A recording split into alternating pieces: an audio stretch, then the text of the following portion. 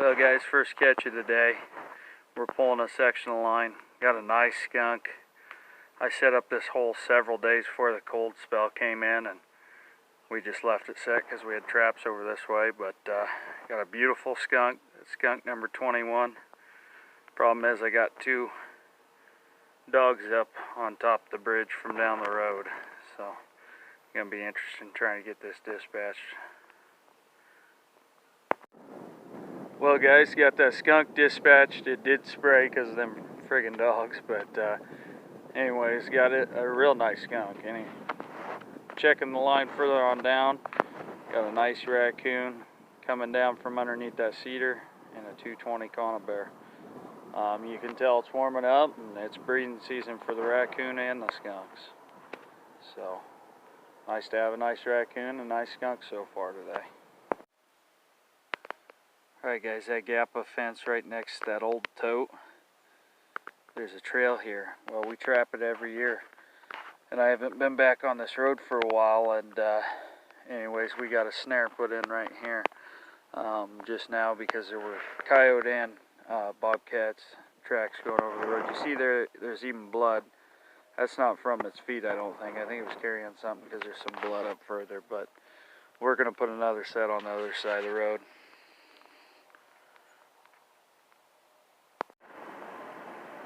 This used to be one of my best snare locations, guys, but they redid the fence. There used to be a trail that came up there, and I snared coyotes, fox, no bobcats, but anyways, they redid the fence, and now coyotes and everything are crossing right there at the drive. Problem is, I don't have permission, and 3 properties come together right here, so just one of those things. Kind of sucks. Used to really be a hot spot. I mean, I never remember letting that snare set for more than 4 or 5 days before we caught it. So anyways, it's part of it. Well guys, sorry about the visibility, but we got a skunk and a body grip here this morning. Skunk number 22 this season. That's that one body grip where we had several possums, and I kept saying it should be a skunk. Well, it is a skunk, but it's alive, so we got to get it dispatched. First catch of the morning. Well guys, you can see we got a nice trail coming underneath the bridge off a corner. Of course, we snagged a possum.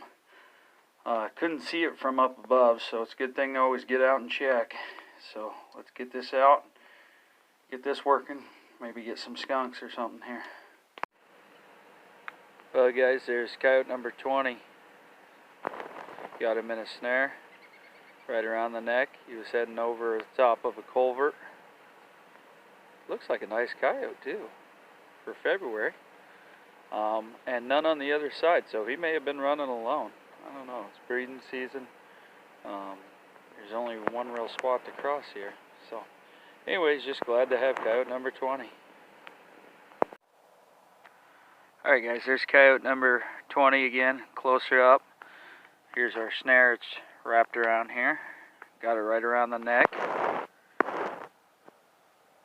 There you go. For the prick on Facebook who tried to talk down to me that I didn't know how to snare coyotes. Essentially, he said you'd always catch them around the hip. I get 1 or 2 that way, but it's when I make my loop too big. But anyways, we got this coyote snared right around the neck. Kind of worried about the back end. I noticed a nub or some small tail, so let's hope there's no mange back there. We'll get the snaring done and get a better look. Alright guys, here's some of my catches from the last day or two. Took them out of the freezer. I'm going to move them to the other one, but anyways, here's our coyote today. You can see the snare mark right around the neck. Now, interesting thing, this is a female. She's got a scarred up lip. That's not from today. Really badly scarred. She's got no foot. That's not from me. That's not from the trap. There's no damage from the snare today, and a short tail. So I don't know. I'm gonna guess a bad fight or something. Not really sure. Feel free to comment on the video if you guys think have any ideas, but Yeah, real nice coyote actually. Just got some battle scars. Nice female. Alright guys, and there's the remake.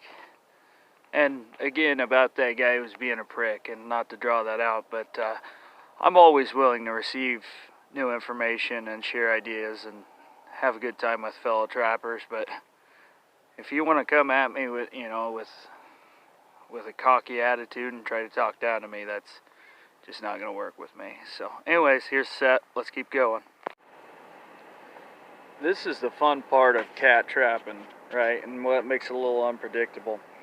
So typically, a lot of times your cats will come right down here into the culvert down below. That's coon tracks in the snow. And that's why this makes a perfect example, right? So your cat can run low like this a lot of times. Or with cats, and this is what makes it really fun, the cat can just randomly cross in the tall grass above. There's no trail there. He just cut across. I'll zoom in. It's a pretty good sized cat actually. If you look at the tracks, I don't know if it's going to show the size in the camera, but big cat across the road, and there's a gap in the fence across the road, so it's hard to tell if it went there because there's not snow on the other side of the road, or if it jig-jogged to the drive. But yeah, it's just, man, I just love nature, you know, guys. So we'll be setting up that culvert for coon and skunks, not today, tomorrow. But yeah, it's just interesting. You never know what you're gonna see. I mean, this is just a common thing, but thought you guys would enjoy seeing it. Well guys, got us a nice southern Iowa double here. 4 raccoons are out running. Got one in a blind set running the high trail. Then we'll walk around him without getting messed up too much.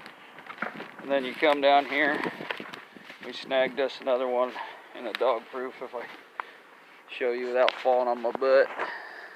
So I think that's raccoons number 169 and 170 this year. So anyways, we'll get them taken care of. Just started the day, few traps in, couple raccoons. So guys, there's this roadkill little buck off the edge of the road. You can tell it's been eaten on pretty well. Right behind me, you can tell the coyote's been at it. Got some coyote scat there. That's fresh too. Anyways, I wanted to snare this. Still might try. I got to look it up. I think you got to be 30 feet away, but there's a trail going right down here. It's hard to see on camera, but it's there. It's right through there, and I'd snare it right there at that pinch if I can get it. So I'm gonna look up distance. I think it's got to be 30 feet to avoid birds of prey. But there's some potential here if it's the legal distance. Alright guys, there's a snare I put in real quick. I'll zoom in so you can see it a little better. Got a duck stick underneath, or a chin bump stick, so any cats that come through, sorry, couldn't think of the wording, I would put their head up through. It's a nice spot, as long as the deer don't knock it down. Be a good spot to take a coyote or a cat heading from timber to timber. And here's a beautiful trail. Just dropped another snare in, you can see right there. It doesn't really matter if your snare is sloped off to the side, in my opinion, a little bit, because they still come through, and it tends to actually flag them less sometimes, where they doesn't get their attention quite as easy, but still does its job and closes down and catches them. So anyways, nice little trail here. This will probably be the end of this video, guys, so stay tuned for the next one. We're going hard this month.